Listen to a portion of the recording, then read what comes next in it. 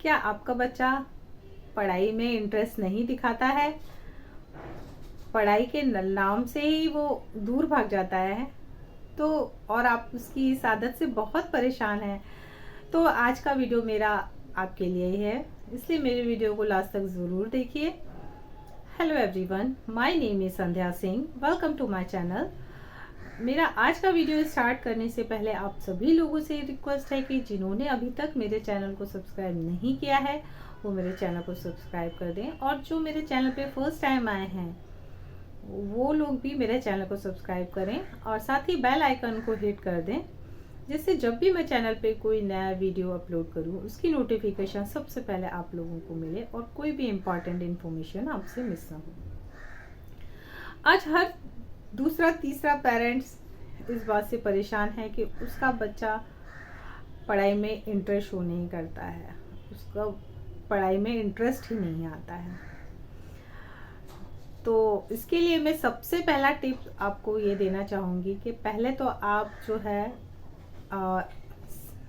Set his biological clock, उसका हर routine हम time table set करें। पहले तो होता क्या है कि बच्चे टाइम के हिसाब से नहीं पढ़ते, बच्चे मूड के हिसाब से पढ़ते हैं। जब उनका मूड होता है तो वो पढ़ बैठ गए, जब नहीं मन है तो नहीं पढ़ते, तो इस तरह से वो कंसंट्रेट नहीं कर पाते हैं। अगर हम उनका एक टाइम टेबल रूटीन सेट करेंगे कि उनको किस टाइम पे पढ़ना है, अगर हमने वो एक फिक्स टाइम कर दिया तो उनका ब्रेन ऑटोमेटिकली उन्हें इंटीमेशन देगा कि अब पढ़ाई का टाइम हो गया है। जो भी टाइम आपको सूट करता है, जो भी टाइम बच्चे को सूट करता है, आप एक टाइम फिक्स कर लीजिए। चाहे वो दोपहर में 3 से 5 का टाइम हो, चाहे वो शाम को 6 से 8 का टाइम हो, जो भी टाइम है वो 2 घंटे आपको बच्चे को देने हैं। और वो बच्चे को उस समय हमको सारी चीज़ों से हटा के पढ़ने के लिए बिठाना है, ऐसा आपको फिक्स करना पड़ेगा टाइम। फॉर एग्ज़ाम्पल, अगर आप अपना खाने का टाइम फिक्स करते हैं, हम दोपहर में अगर आप 1 बजे या 2 बजे लंच लेते हैं, अगर आप डेली उसी टाइम पे लंच करते हैं, तो अगर आप तीसरे दिन अगर आप लंच करने नहीं बैठे तो आपकी बॉडी आपको ऑटोमेटिकली ये अलार्म देगी कि आपको उस टाइम पे ऑटोमेटिकली भूख लग जाएगी कि अब खाने लंच का टाइम हो गया है। इसी तरह बच्चे का आप जब एक टाइम फिक्स करेंगे तो बच्चे का ब्रेन उसको ऑटोमेटिकली इंटीमेशन देगा कि अब स्टडी का टाइम है और आप पढ़ने के लिए बैठना है। दूसरा टिप मैं जो आपको देना चाहती हूँ, that is stay away electronic gadgets from him. जब बच्चा पढ़ने बैठा है तो उस समय उसके सामने ना तो टीवी होना चाहिए, ना ही मोबाइल होना चाहिए, ना ही कोई वीडियो गेम होना चाहिए, और ना ही कोई टैब या लैपटॉप होना चाहिए, जो चीज़ें उसे पढ़ाई से डिस्ट्रैक्ट करती हैं। आपको एग्जांपल देकर बताती हूँ। अगर आप मार्केट गए हैं, अगर आप किसी कपड़े के शोरूम से बाहर जाते हैं, बाहर से निकलते हैं वहाँ से, तो आप नई नई ड्रेसेस को देखते हैं तो आपका मन वो कपड़े लेने के लिए करेगा। अगर आप आइसक्रीम की शॉप से निकलते हैं तो आपका मन आइसक्रीम खाने को करेगा। अगर आप कोई व्हीकल के शोरूम से निकलते हैं तो आपका मन व्हीकल लेने को ही करेगा। इसलिए अगर कोई भी बच्चा अगर पढ़ने के लिए बैठा है, उस टाइम पे उसके सामने अगर कुछ भी इलेक्ट्रॉनिक गैजेट आता है, टीवी, मोबाइल, तो उसका मन भी ऑटोमेटिकली वो टीवी देखने को करेगा, वीडियो गेम खेलने को करेगा और मोबाइल देखने को करेगा। तो जब वो बच्चा पढ़ने बैठा है तो उसका हम एक प्लेस ऐसा फिक्स कर दे कि बच्चे को इधर ही पढ़ाई करने बैठना है और उसके सामने उसे डिस्ट्रैक्ट करने वाली कोई चीज़ें ना हो। थर्ड जो मैं आपको टिप देना चाहती हूँ, दैट इज़ मेडिटेशन। अगर बच्चा पढ़ने बैठे उससे पहले बच्चा अगर खेल के आ रहा है या टीवी देख के बाद वो पढ़ने बैठा है, तो उसको 5 मिनट शांति से रिलैक्स होने बिठाइए, उसको थोड़ा सा मेडिटेशन कराइए। ओनली 5 मिनट्स, ज़्यादा टाइम नहीं, सिर्फ 5 मिनट्स, ताकि वो उसका ब्रेन जो है स्टेबल हो जाए और वो अपने ब्रेन को प्रिपेयर करे मेंटली कि वो अब मुझे पढ़ना है। कई बार ऐसा होता है ना कि हमारी चीज़ मन दिमाग में भी बहुत सारी चीज़ें चल रही होती हैं तो हम कंसंट्रेट नहीं कर पाते हैं। ऐसे ही बच्चों के दिमाग में भी, अब चाहे उनकी वीडियो गेम को लेकर हो, चाहे उनके कुछ क्लास में कुछ एक्टिविटी हो, उसको लेकर है, कुछ ना कुछ चलता ही रहता है। तो जब वो पढ़ने बैठते हैं तो इन सब चीज़ों से उसको उनको दिमाग हटा के रिलैक्स होके पढ़ने के लिए बैठना है। फोर्थ टिप मैं जो आपको देना चाहती हूँ, दैट इज़ रिवीजन। बच्चे ने जो आज पढ़ा है, कोई जो टॉपिक उसने आज चैप्टर पढ़ा है, उसको आप नेक्स्ट डे 24 घंटे के अंदर उसको रिवाइज करवाइए ज़रूर। क्योंकि साइंटिफिक रिसर्च में ये प्रूफ हुआ है कि जो हम आज पढ़ते हैं उसके भूलने के चांसेस सबसे ज़्यादा अगले 24 घंटे के अंदर होते हैं। 84% मेमोरी लॉस होने के चांसेस अगले 24 घंटे के अंदर ही रहते हैं। तो जो भी चैप्टर, जो भी लेसन बच्चे ने आज प्रिपेयर किया है, उसको दूसरे दिन जब हम पढ़ने के लिए बिठाते हैं तो कोई नया टॉपिक स्टार्ट करने से पहले हम एक नज़र उस टॉपिक पे डाल लें जो उसने कल पढ़ा था, और वो एक बार जल्दी से वो रिवाइज कर ले तो वो चैप्टर, वो टॉपिक उसके माइंड में अच्छे से बैठ जाएगा, उससे अच्छे से लर्न हो जाएगा।